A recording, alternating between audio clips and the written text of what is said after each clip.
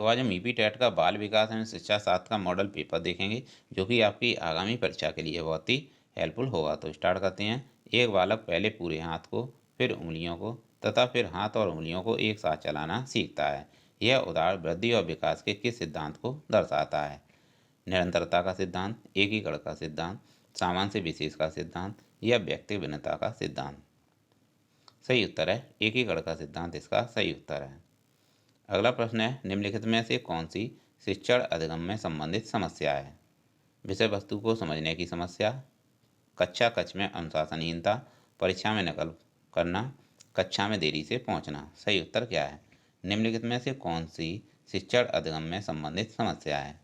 सही उत्तर है विषय वस्तु को समझने की समस्या, जो कि शिक्षण अधिगम में संबंधित समस्या है। अगला प्रश्न है, विद्यार्थियों के अच्छे मानसिक स्वास्थ्य को बनाए रखने के लिए क्या महत्वपूर्ण नहीं है? शैक्षिक गतिविधियों का प्रावधान, पाठ्यक्रम का दोहराना, अब व्यक्ति की स्वतंत्रता देना, रुचियों में भिन्नता का ध्यान रखना। सही उत्तर क्या है? सही उत्तर है पाठ्यक्रम का दोहराना, जो कि अच्छे मानसिक स्वास्थ्य को बनाए रखने के लिए महत्वपूर्ण नहीं है। अगला प्रश्न है, सामान्यतः लड़के और लड़कियों में शारीरिक विकास की निम्नलिखित विशेषता प्रेषित की जाती है, तो वह कौन सी विशेषता प्रेषित की जाती है? सामान्यतः लड़के और लड़कियों में शारीरिक विकास की कौन सी विशेषता प्रेषित की जाती है? सही उत्तर है सी ऑप्शन, इसका सही उत्तर है। लड़कियां शारीरिक विकास में 2-3 वर्ष आगे होती हैं, यह इसका सही उत्तर है। अगला प्रश्न है, निम्नलिखित में से कौन सा कारक बच्चे की स्मृति में सुधारने में मदद नहीं करेगा? दोहराना और अभ्यास, ताल अथवा लय की सहायता लेना, विषय सामग्री को उचित समूह में व्यवस्थित करना, अप्रेरित विस्मृति का सिद्धांत। सही उत्तर है ऑप्शन डी, अप्रेरित विस्मृति का सिद्धांत इसका सही उत्तर है। अधिगमकर्ता में बढ़ते हुए क्रोध को रोकने के लिए अध्यापक को क्या करना चाहिए?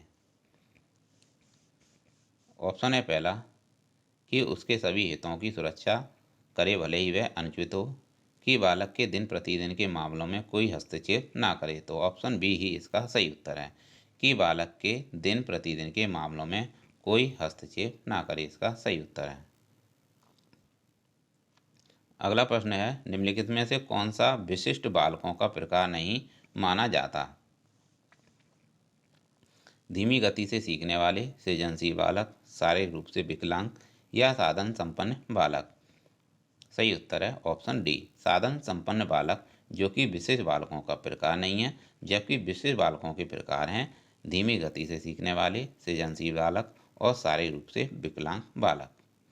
अगला प्रश्न है, समस्यात्मक बालक के व्यवहार में परिवर्तन लाने हेतु आप क्या प्रयास करेंगे? सही उत्तर क्या है? इसका सही उत्तर है ऑप्शन ए ही इसका सही उत्तर है। बालक के वातावरण और दृष्टिकोण में परिवर्तन लाने का प्रयास करेंगे, जो कि सही उत्तर है।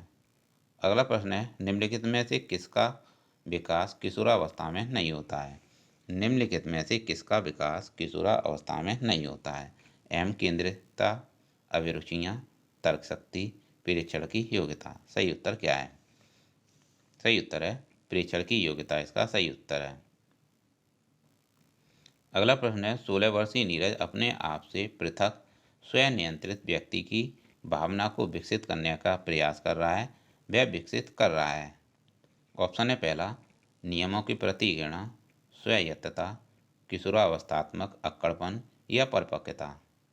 सही उत्तर है ऑप्शन बी, स्वायत्तता, इसका सही उत्तर है। अगला प्रश्न है, बच्चों की झूठ बोलने की आदत को सुधार सकती हैं, कैसे सुधार सकती हैं? उन्हें दंड देकर, झूठ के कुप्रभावों पर भाषण देकर, सच बोलने वाले बालकों सच बोलने वाले बच्चों के उदाहरण देकर या सच बोलने वाले बच्चों को पारितोषिक देकर। सही उत्तर है ऑप्शन डी, सच बोलने वाले बच्चों को पारितोषिक देकर। स्टैनली हॉल के अनुसार अधिक तनाव और तूफानी की अवस्था किसे कहा जाता है? सही उत्तर है किशोरावस्था, इसका सही उत्तर है। यह प्रश्न तो आप सभी को मालूम होगा कि तूफानी अवस्था किसे कहा जाता है? किशोरावस्था को कहा जाता है। रचनात्मक उत्तरों के लिए चाहिए मुक्त उत्तरीय प्रश्न, तथ्यपरक प्रश्न, सीमित उत्तर वाले प्रश्न या प्रत्यक्ष प्रश्न। सही उत्तर है ऑप्शन ए, मुक्त उत्तरीय प्रश्न, जो कि रचनात्मक उत्तरों के लिए चाहिए। अगला प्रश्न है, निम्नलिखित में से कौन सा कारक बालक के व्यक्तित्व विकास को प्रभावित करता है? आनुवंशिकता, भौतिक वातावरण, सामाजिक वातावरण या ऑप्शन डी। सही उत्तर क्या है? इसका सही उत्तर है ऑप्शन उपरोक्त सभी इसका सही उत्तर है। आनुवंशिकता, भौतिक वातावरण और सामाजिक वातावरण उपरोक्त सभी व्यक्तित्व विकास को प्रभावित करते हैं। अगला प्रश्न है, थॉर्नडाइक का कौन सा नियम सीखने में पुरस्कार और दंड के महत्व का बताता है? थॉर्नडाइक का कौन सा नियम सीखने में पुरस्कार और दंड के महत्व को बताता है? तत्परता का नियम, प्रभाव का नियम, अभ्यास का नियम या उपरोक्त सभी? सही उत्तर क्या है? इसका सही उत्तर है ऑप्शन बी इसका सही उत्तर है, प्रभाव का नियम जो कि इसका सही उत्तर है। अगला प्रश्न है, किसी बच्चे का विद्यालय के मैदान में खेलते हुए निरीक्षण करना किस प्रकार का निरीक्षण है? औपचारिक, अनौपचारिक, सहभागी या इनमें से कोई नहीं? किसी बच्चे का विद्यालय के मैदान में खेलते हुए निरीक्षण करना किस प्रकार का निरीक्षण है? सही उत्तर है ऑप्शन बी, अनौपचारिक यह निरीक्षण कहलाएगा। निम्नलिखित में से कौन सा मानसिक वृद्धि और विकास में महत्वपूर्ण भूमिका निभाता है? निम्नलिखित में से कौन सा मानसिक वृद्धि और विकास में महत्वपूर्ण भूमिका निभाता है? सीखना तथा परिपक्वता, सामाजिक मानदंड। सही उत्तर क्या है? सही उत्तर है ऑप्शन सी, सीखना तथा परिपक्वता इसका सही उत्तर है। निम्नलिखित में से कौन सा किसी बच्चे के सामाजिक विकास को प्रभावित करने वाले व्यक्तिगत कारक नहीं है? मित्र मंडली, स्वास्थ्य, संवेग या बुद्धि? सही उत्तर क्या है? निम्नलिखित में से कौन सा किसी बच्चे के सामाजिक विकास को प्रभावित करने वाला व्यक्तिगत कारक नहीं है? सही उत्तर है मित्र मंडली इसका सही उत्तर है। अगला प्रश्न है, सहपाठियों का दबाव जब सबसे अधिक प्रभाव डालता है तो वह क्या कहलाता है? प्रारंभिक बाल्यावस्था, मध्य बाल्यावस्था, प्रारंभिक किशोरावस्था या उत्तर किशोरावस्था? सहपाठियों का दबाव जब सबसे अधिक प्रभाव डालता है वह कौन सी अवस्था कहलाएगी? सही उत्तर है डी ऑप्शन इसका सही उत्तर है, उत्तर किशोरावस्था इसका सही उत्तर है।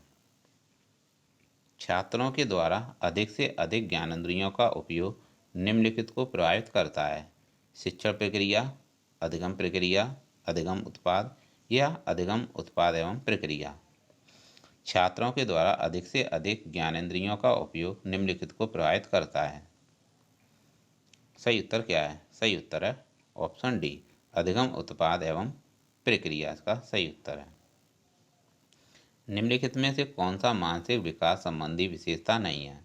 निम्नलिखित में से कौन सा मानसिक विकास संबंधी विशेषता नहीं है? ऑप्शन है पहला, जिज्ञासा की प्रवृत्ति प्रचुर मात्रा में, रटकर याद करने की प्रवृत्ति, रचनात्मक प्रवृत्ति की प्रचुर मात्रा या सहयोगात्मक अभिवृत्ति? सही उत्तर है ऑप्शन डी, सहयोगात्मक अभिवृत्ति इसका सही उत्तर है।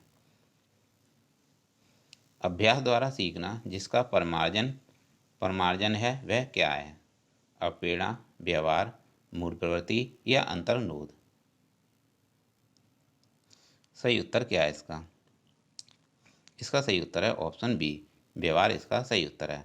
अभ्यास द्वारा सीखना जिसका परमार्जन है वह व्यवहार है।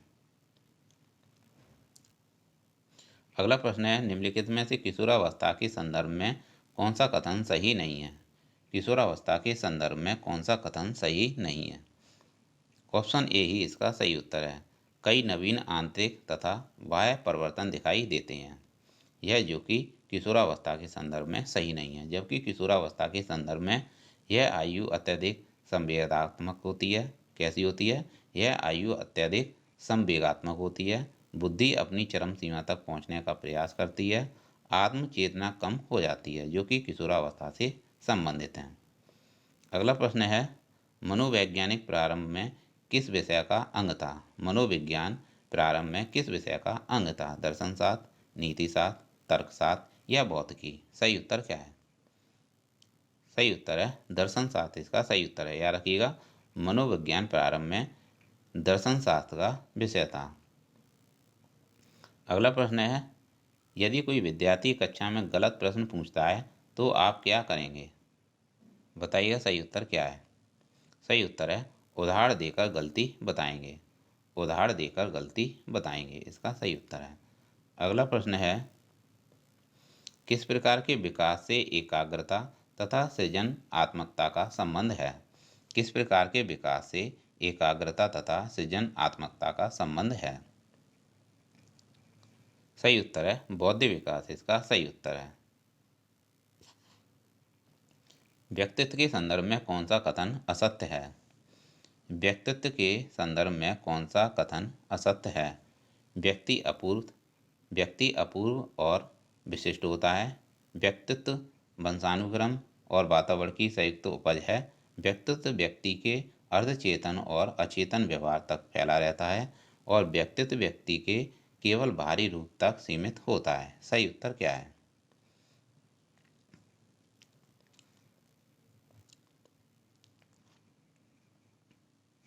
सही उत्तर है ऑप्शन डी, व्यक्तित्व व्यक्ति के केवल बाहरी रूप तक सीमित होता है। यह इसका सही उत्तर है। अगला प्रश्न है, प्रतिभाशाली बच्चों की पहचान की विधि क्या है? प्रतिभाशाली बच्चों की पहचान की विधि क्या है? अवलोकन, बुद्धि परीक्षण, व्यक्ति परीक्षण या उपरोक्त सभी? सही उत्तर है ऑप्शन डी, ये सभी। अवलोकन, बुद्धि परीक्षण और व्यक्तित्व परीक्षण जो कि प्रतिभाशाली बच्चों की पहचान की विधियां हैं। अगला प्रश्न है, एक शिक्षक को साधन संपन्न होना चाहिए, इसका अर्थ क्या है? इसका अर्थ है ऑप्शन सी, इसका सही उत्तर है उसे अपने विद्यार्थियों की समस्याओं को हल करने के लिए पर्याप्त ज्ञान होना चाहिए। याद रखिएगा, एक शिक्षक को साधन संपन्न होना चाहिए, इसका मतलब यह है उसे अपने विद्यार्थियों की समस्याओं को हल करने के लिए पर्याप्त ज्ञान होना चाहिए, जो कि सही उत्तर है। अगला प्रश्न है, निम्नलिखित में से कौन सा कथन सही नहीं है? निम्नलिखित में से कौन सा कथन सही नहीं है? बताइएगा इसका सही उत्तर क्या होगा। ऑप्शन पहला है सृजनशीलता किसी भी कला में मौलिकता होती है। सृजनशीलता किसी भी कला में मौलिकता होती है। सृजनशीलता के लिए चिंतन आवश्यक नहीं है। या सृजनशीलता किसी पूरा किए गए काम का एक नया परिणाम होता है। या सृजनशीलता में समाज या किसी समूह की उपयोगिता होनी चाहिए। सही उत्तर क्या है? सही उत्तर है ऑप्शन बी, सृजनशीलता के लिए चिंतन आवश्यक नहीं है।